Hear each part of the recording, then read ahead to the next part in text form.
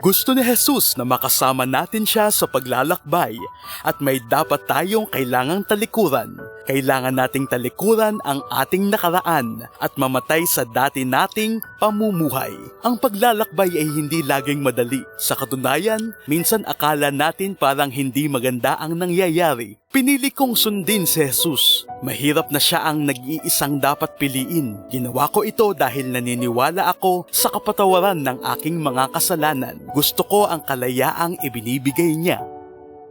Hindi pa nawala ang problema ni Raymond at Michael nang piliin nilang sumunod kay Jesus. Sa loob ng bilangguan ay may mga taong naniniwalang sila ay pinagtaksilan at sa loob ayaw mong kilalanin ka bilang isang manunuplong.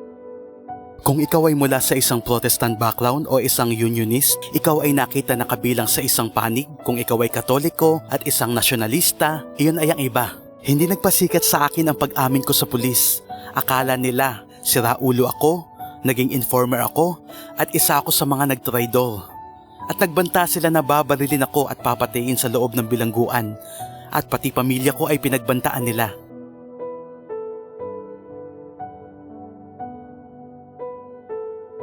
Naalala ko pa ang aking unang araw ng paglalakad papunta sa mga selda.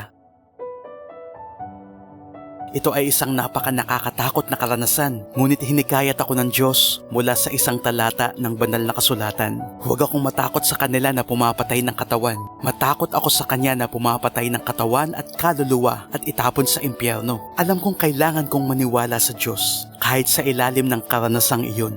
Nakilala ko si Raymond at may mga sabi-sabi na isa siyang UVF. Siya ay bahagi ng isang masamang UBF team. Ngunit naging Kristiyano siya sa bilangguan. Mahirap ang buhay sa bilangguan, sigurado yun.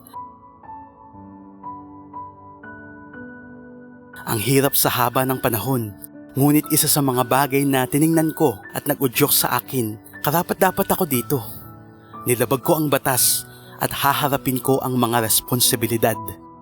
Hindi naging madali ang Kristyanismo sa akin. Hindi tulad ng nababasa mo sa libro, naririnig sa mga tao na nag-uusap tungkol sa karanasang Kristiyano. Lahat ay kaibig-ibig mula sa unang araw. Pero hindi ganyan ang dating sa akin.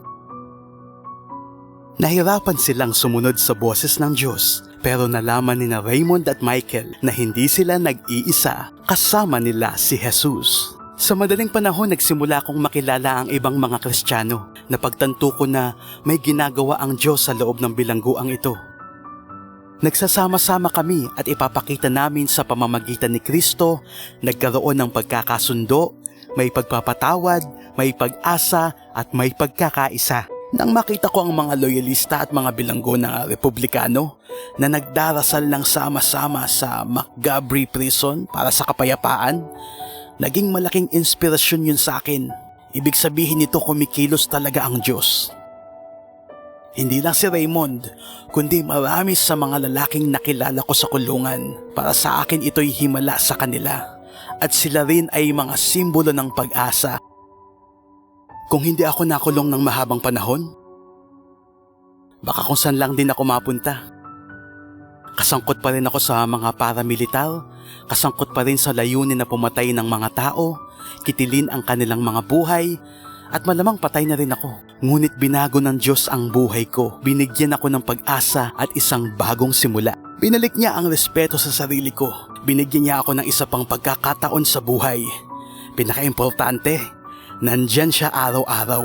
Ang kailangan ko lang gawin ay lumuhod at makipag-ugnayan ako sa makapangyarihang Diyos. At iyon ang tumatak sa isip ko. Kapag nabigo ang lahat, maaari akong sumangguni sa Diyos. Ang Diyos na gumawa ng mga dakilang bagay para sa akin. Pinakita niya ito ng maraming beses na nandyan siya at nandyan siya para sa akin.